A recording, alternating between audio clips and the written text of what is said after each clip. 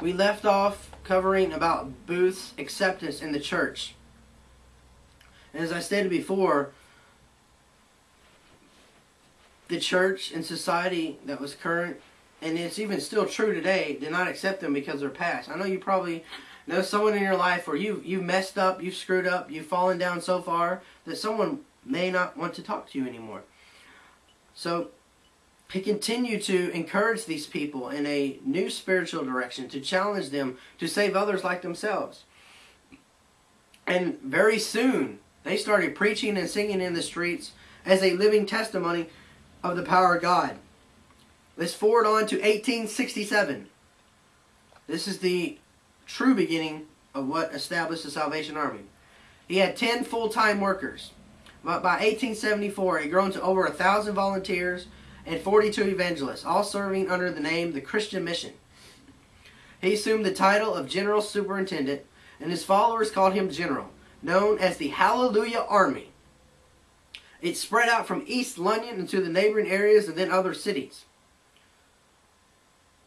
There was a printer proof that came out in 1878 annual report that said, the Christian Mission is a volunteer army.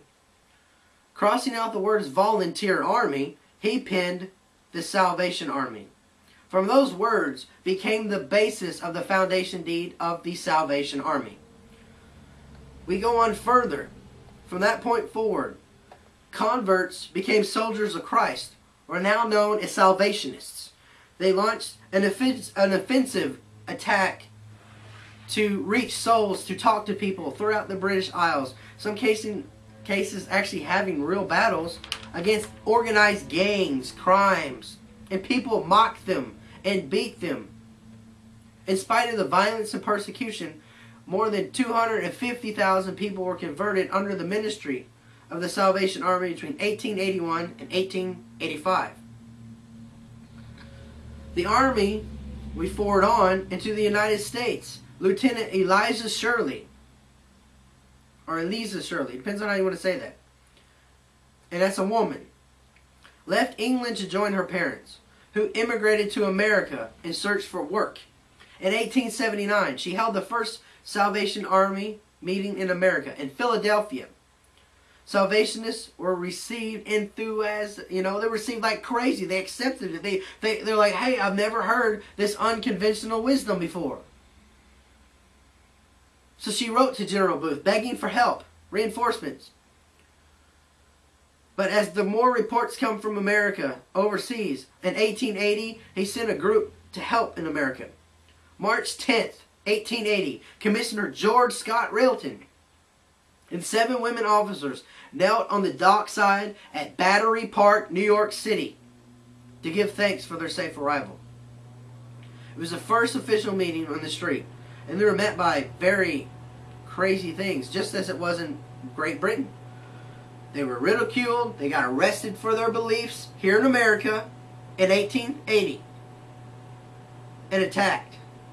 Several officers and soldiers gave up their lives, so they were killed.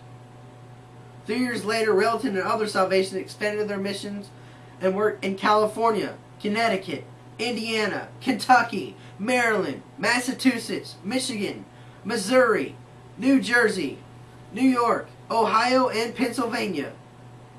President Grover Cleveland received a delegation for the Salvation Army officers in 1886. I'm going to make certain that we can come back. I don't know if we will or not. You're going to have to move the phone. It's probably... I don't know what's going on. Why are we froze? We've been froze for about 2 minutes now.